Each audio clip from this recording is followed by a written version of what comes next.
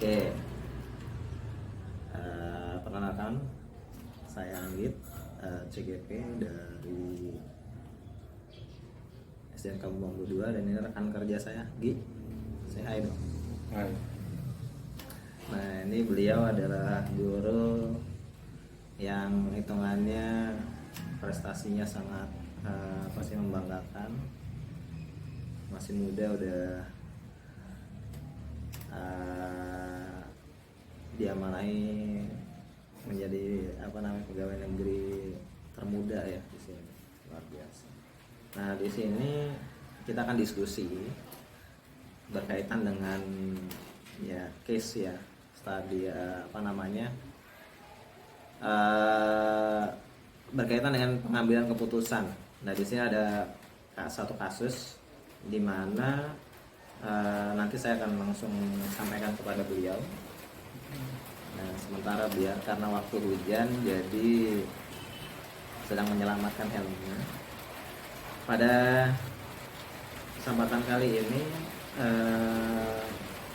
kasus yang pertama berkaitan dengan di sini ada Ibu Tati.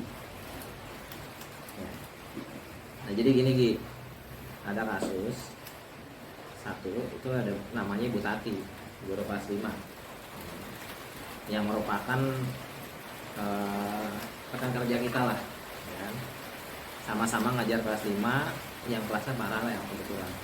Kalau di kita ya di UTI, kan, di Ikon. Nah, ruangan kelas Bu Tati pun persis di sebelah ruang kelas kita, jadi tengah-tengah, atau sebelah kiri atau sebelah kanan. Nah, dia disiplin banget kan, ya galak gitu kan, disiplin dan cenderung galak. Sisi lain itu Ibu Tati juga pekerja keras dan muridnya pun selalu mendapatkan nilai yang sangat baik. Galak, tapi anak-anaknya nilainya bagus, kan? Nah, sebagian murid yang sangat takut kepada Ibu Tati dan sebagian lainnya bisa menyesuaikan diri. Ada yang ya takut, ada yang enggak, biasa aja. Nah, kepala sekolah kita, Bapak dan orang tua murid juga menghargai Ibu Tati. Suatu hari kamu dengar tangisan seorang murid dan pergi keluar untuk melihat dan kita pergi keluar tuh dengerin suara tangisannya. Dari mana nih? Yang nangis. Nah, ternyata kita lihat ada seorang murid di kelas 5 lagi berlutut di atas bebatuan sekolah yang panas. Jadi, ternyata menghadap pintu ke kelasnya Bu Tati. Kita lihat tuh Bu Tati tampak tidak menghiraukan suara tangisan tersebut, murid dan tetap mengajar seperti biasa. Nah, dihukum ya berarti kan artinya. Nah, namun Anda bisa melihat bahwa beberapa murid di kelas Bu Tati mencoba untuk mencuri perhatian kelas, melihat temannya yang sedang nangis. Jadi pada ngerekokin gitu kan, jendela lihatin anak yang lagi terik matahari.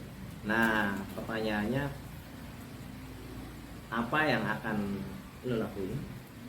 Yang kamu lakukan, terus kemudian nanti apa ada guru lain yang dapat menginterupsi di mana saat itu ada guru lain yang memiliki wewenang atas kelas yang lainnya.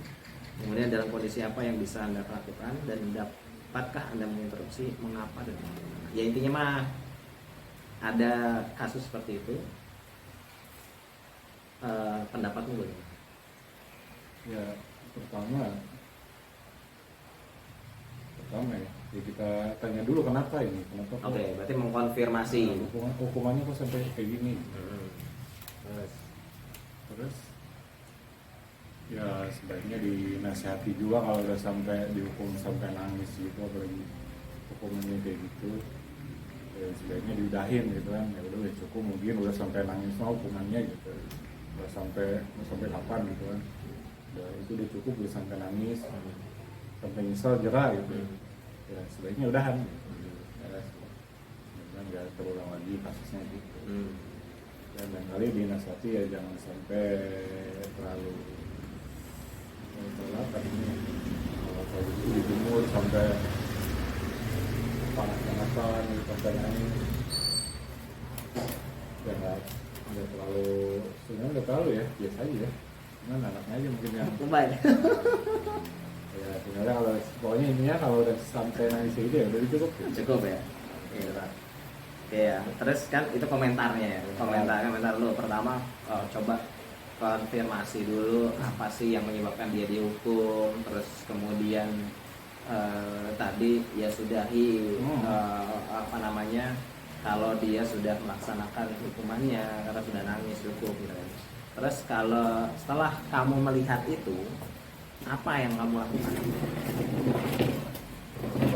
Itu rekan kerja, Apa yang dilakukan sama rekan kerja kita? iya, rekan kerja atau ke anaknya biar tidak perlu. Jadi di sisi lain Bu Tati tadi orangnya disiplin, galak, tapi anaknya nilainya bagus-bagus hasilnya gitu. Apa yang akan kamu lakukan? Ya sebenarnya gini ya, kita kasih masukan juga, misalkan kalau emang kayak gitu caranya disiplin, tegas, tapi semuanya bagus, cuman kita di sisi lain harus ngasih opsionalnya, kayak apa namanya, kayak nggak harus kayak gitu terus, pasti harus ada jedanya buat santainya gitu, nggak terlalu kayak gitu terus. Jadi yang pertama tadi ngajak diskusi. Oke, terus Diskusi ya, diskusi dong. intinya diskusi sama dia gitu kan. Terus kedua ya, kalau soal anak mah mungkin dari pertama harus kita tanya kenapa gitu kan, gitu gitu kasusnya gitu, ya kita kasih nasihat sedikit gitu benarnya gitu kan. Lagi panas-panas itu nasihat tuh. Lagi nangis. Ya kita pikirin dulu nasihat di situ. Kan ada guru yang lagi ngeliatin. Dihukum. Ya, Oke, tadi udah punya fokus ke anak. gurunya dulu deh. Fokus ke karena ini berkaitan dengan keputusan dari si ibu ini ngambil hukuman begitu. Pertama ngajak diskusi. Iya. Terus yang kedua ngasih opsi. Ngasih opsi. Ya, Opsinya apa aja Ya tuh? opsinya gimana ya? Ya intinya begitu yang tadi itu. Kalau anak udah dihukum, misalkan kalau udah sampai kejadian seperti itu udah nangis itu ya udah cukup, mungkin udah bisa buat membuat efek jerah gitu buat anak itu. Berarti intinya mah Oh, konfirmasi dulu. jangan sampai anak nangis, waduh belum dipanggil juga sampai temen-temen pada ngeliatin di jendela gitu kan. Jadi Masuk mati makan gitu. Iya. Soalnya gitu. Oke. Jadi ngajak diskusi, samperin tuh Siapanya? si ibu gurunya. Iya. Karena lu lihat. Tanya, kan? lu kenapa gitu? Kan? Karena kamu lihat, terus kemudian apa namanya? Tanya bu gurunya, kenapa bu bisa terjadi seperti itu? Terus habis itu udah dapat tuh jawaban. Ini anak nggak ngerjain tugas, Oh gitu. nilainya jelek misalkan. Gitu ya. Berarti dalam kalau kamu seandainya berada di posisi itu, apa yang akan kamu lakukan kepada bu guru itu? Anaknya begitu ya. Nggak sesuai ekspektasi gitu ya. Iyalah, kan artinya kan dia sedang menargetkan sesuatu, gitu kan? Ternyata nggak sesuai. Gimana ya?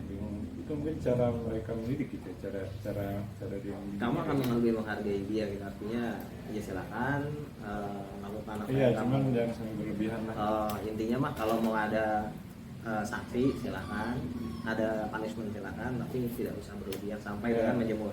Kalau misalkan yang tidak berlebihan seperti apa contohnya? Kalau menurut Egy? Berlebihan. Soalnya kan dikasih tugas banyak, nah bisa kayak gitu catatan banyak. Tugasnya setelah Ya, sampai genter ya. Itu lebih bagus kayak gitu. Oke. Oh, Jadi gitu. misalnya dia dikasih disesuaikan dalam tenggat waktu berapa lama gitu, enggak lama-lama banget dia selesai. Oke. Gitu. Kan anak juga kalau dikasih kayak gitu, aduh puyeng, iya nggak lagi mungkin gitu. Gitu. Jadi intinya mah di saat ada anak lagi dihukum, kamu bisa, kalau di sini bahasanya menginterupsi ya, artinya kamu bisa masuk di situ, Nah. terus ngajak ngobrol, kenapa itu bu, gitu ya. Ya. Terus kemudian nanyain, apa namanya, ngasih saran tadi ya. Saran. Terus seandainya dia jawab begini, itu cara saya Pak Egy. Nah, kalau menurut yang saya tahu gitu ya, itu aturannya nggak seperti itu. Biasanya anak yang hukumannya seperti itu biasanya anaknya yang bandel, yang ngapain di kelas gitu, yang ngejelin temennya gitu. Kalau ini cuma perkara nggak sesuai apa namanya, hasil belajarnya nggak sesuai harapan dia gitu, harapan si Bu Tati tersebut. Jadi kok sampai segitunya gitu. Ya kalau misalnya dalam konteks belajar nggak sampai Berarti- terjadi, paling ya baliknya ke belajar lagi, nggak sampai ke hukuman fisik seperti itu. Berarti saya salah dong. Misalkan. Salah sih, ya sebenarnya tergantung ya masing-masing lagi gitu gimana cara ngedidiknya ya benar. Iya, waktu itu saya menjemur anak itu sampai dengan nangis, saya salah. Ya enggak juga. Ya sebenarnya kalau dalam norma itu ya salah, cuman itu ya sesuai apa namanya masing-masing aja, sesuai cara ngedidiknya gitu. Oke. Iya. Ini tuh bisa jadi dijadikan apa namanya nantinya bisa lebih efeknya lebih cepat gitu. Oke. Oke. Nah, jadi itu dari apa sih namanya tanggapan dari Pak Igi tentang satu kasus yang berkaitan dengan pengambilan keputusan apakah anak itu layak mendapatkan hukuman yang seperti itu karena dia sudah biasa mengajarnya seperti itu, hasilnya pun kan ya kan. Nah, tapi di sini ada beberapa hal yang saya pelajari yang kita perlu perlu saya sampaikan juga ya. Tadi sudah ada beberapa hal yang sama dengan 9 langkah dalam pengambilan keputusan. Yang pertama mengenai nilai-nilai yang sifatnya bertentangan, kemudian menentukan siapa yang terlibat, mengumpulkan fakta-faktanya benar. Jadi kenali nilai-nilainya dulu yang bertentangan. Oh iya, ini bertentangan karena memang posisinya si bertentangan kan. Bu guru dia biasa disiplin, galak, tapi nilainya bagus anak-anaknya, kan bertentangan. Ya oke, terus kemudian menentukan siapa yang terlibat. Yang terlibat itu ada gurunya sendiri, ada kita, dan juga ada anak muridnya. Kita kumpulin fakta-fakta. Yang ketiga, tanyain apa yang terjadi gitu kan. Terus kemudian kita uji benar salah, apakah dia ada aspek pelanggaran hukum dalam situ tersebut. Ya kan, kalau ternyata di situ sudah ada kesepakatan, ya kan, adalah hukumnya seperti itu, apakah melanggar hukum? Enggak juga kan artinya kan. Terus kemudian apakah ada pelanggaran kode etik profesi? Nah, kalau berkaitan kode etik profesi kan berarti guru punya hak nggak sih menghukum anak? Punya aturan, iya harusnya ada aturan ya kan. Ada kan kode etik kan? Ada. Cuma nggak boleh berlebihan aja mungkin ya kan, sebagai efek jerah aja. Nah, terus berdasarkan intuisi perasaan Anda, ada yang salah dalam situasi ini, ada kan, yang penting jangan berlebihan tadi. Terus kemudian apa yang dirasakan bila keputusan dipublikasikan di halaman depan koran. Nah, misal tadi ada yang rekam diliput. Itu gimana tuh? Bahaya. Iya bahaya. Jadi sebaiknya hindari kan. Oke. Terus kemudian kita melakukan pengujian paradigma benar lawan salah. Benar lawan benar. Terus yang keenam melakukan prinsip resolusi, yang ketujuh investigasi opsi trilema, dan yang kedelapan melihat lagi keputusan dan refleksikannya. Jadi lihat keputusannya, terus kemudian kita ulang lagi apakah itu benar atau salah.